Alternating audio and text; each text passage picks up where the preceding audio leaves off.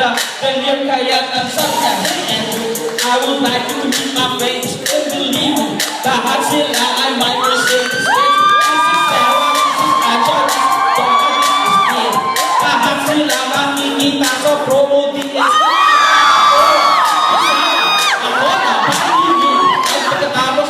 Sarah ay biglang lumapit sa akin. Tinanong niya ako, hey Andrew, could I have your number too? Sumagot ako, 967-83-35.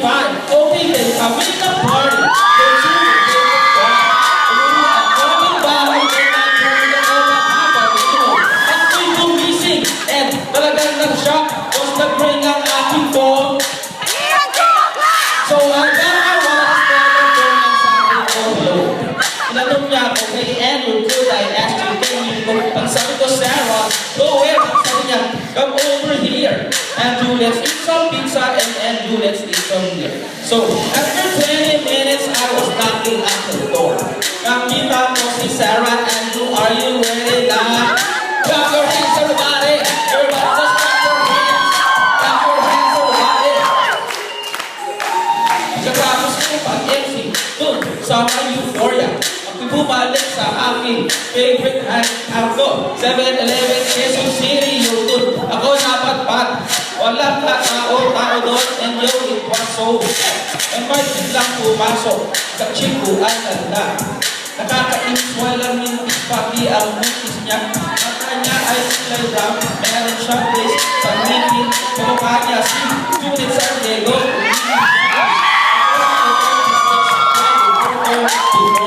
Sa paning paraan kaya ako pagkakas ko.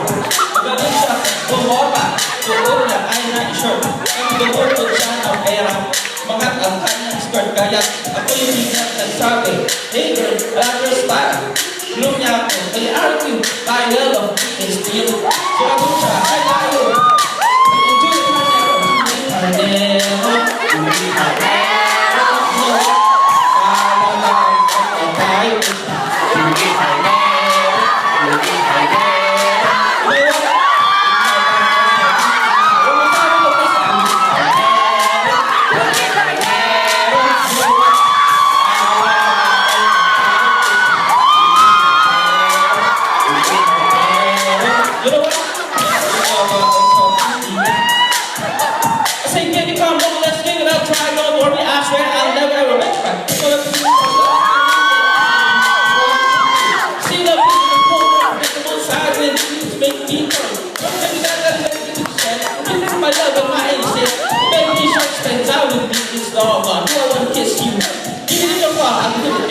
Listen to this man makes me scared now. You said to put on this, say